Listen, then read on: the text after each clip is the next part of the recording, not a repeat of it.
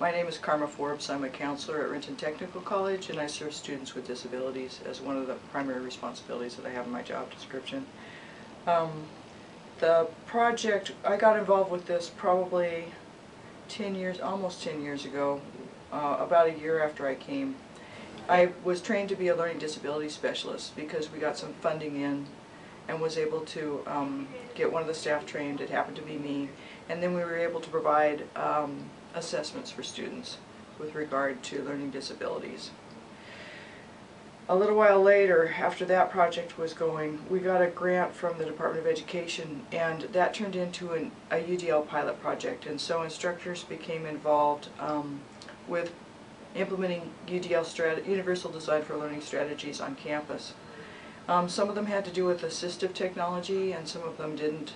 But what we found was that that was really helpful to serving students with disabilities on campus, because for one thing, it took a lot of the stigma off of having a disability, because everybody could use the assistive technology. You didn't have to pass a litmus test of any kind or give any particular kind of information to anybody that you wanted to have be private, but you had to release it just to get some services for what you needed. And the pilot project kept getting bigger with just first 6 instructors, and then 12 instructors, and then 20 instructors, and then basically the majority of the campus was involved. It helped for serving students with disabilities because students wouldn't need accommodations because the Universal Design for Learning would give them access. So a person wouldn't have to be responded to as an individual. It could be part of the structure, the infrastructure of the delivery of the curriculum to have accessibility built in. And then lots of times in serving those students, we'd find a way that it would benefit all the students or many of the students in the class, and then we could make it universal designed for learning. So it became this cycle where we could invest a lot of resource into 1 or 2 students, learn what we did from serving them, and then make it available to all different kinds of students. And then the next time more students came through with those kinds of challenges, we were already prepared. We had the infrastructure in place for serving them. One of the disadvantages currently of having such significant budget constraints is that we have not been able to prioritize things like new site licenses. For example, we recently moved from a Windows XP platform to a Windows 7 platform, and most of the software that's assistive technology needed upgrades to be moved to that platform, but we were not able as an institution to cover those site licenses. In addition, we had a place called the Student Success Center that was under this kind of UDL philosophy, and many students were coming there for services, but in the last budget downturn about 2 years ago, we had to close that, and 80% of the staff there was laid off. So it's really unfortunate the way that the current economic trend has impacted this really good idea of bringing UDL into a campus culture and what it can do for the students that have disabilities, but what it can do to help the whole campus culture as a whole. One of the other things that I would mention is that it doesn't just have to do with students with disabilities, because ableism is one of the oppressive systems that's in the culture. When a change happens with regard to stigma related to a group in one area, often it has beneficial effects in other areas. And so people learn that diversity is a gift, and it does bring more desirable outcomes because they begin to work together as a team in ways that they hadn't been before.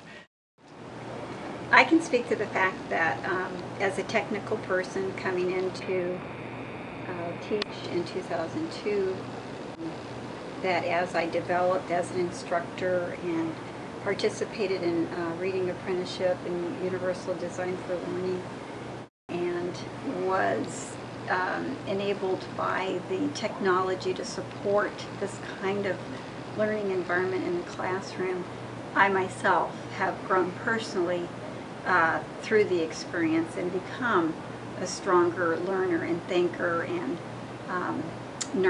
stronger nurse in my profession. I think as my personal growth has come along with the students, this can only help student success rates, and I have actually seen improvement in success rates in my classroom because of the technology, because of the UDL approach, because of these other courses that have been funded that I could attend. We use Polyvision in our classroom, which has enabled students who are challenged, and those even that aren't, to obtain notes directly into their computer, to share those notes, to feel free to blog about them between the two, but we know that there's more independent discussion going on behind the class scenes because of these kinds of tools. We've also included closed caption in all of our training skills videos, which I believe visual learners really need to read those words, as well as audio learners hearing them as they speak them aloud and practice their skills in our skills lab.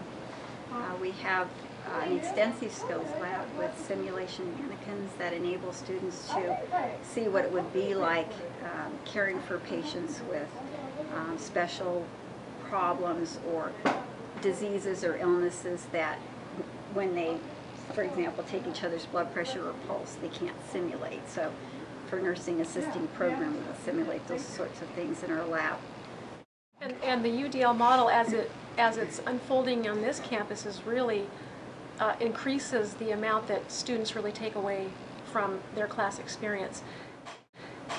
Even the low-tech things that we're given as tools when we take our UDL training as faculty, we're given tools, and in fact a physical toolkit with objects in it that we can utilize in class that are low cost, but knowing how to utilize those and having that training to support the faculty to then support the students is very crucial for us. For instance, just having a little thing of Play-Doh given to us and how we can incorporate the use of Play-Doh in, for instance, a class that we're trying to teach the students how to, model the difference between a benign tumor and a cancerous tumor, because it can be done very easily with two different colored balls of Play-Doh.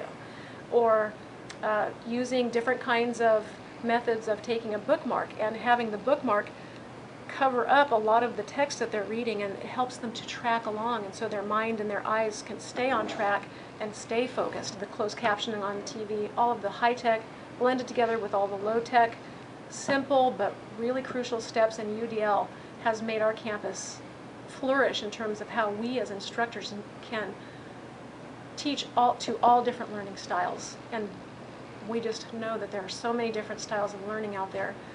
We have to learn to teach to the students. This is a team that comes from the iBest, and what we find is a lot of cross-fertilization on campus between UDL and iBest, between assistive technology and its ability to assist, and reading apprenticeship. There's a lot of initiatives that get started in different corners of the campus, but then they cross-pollinate and become even more effective in the classroom. So that's a really valuable thing that we found at Renton Technical College.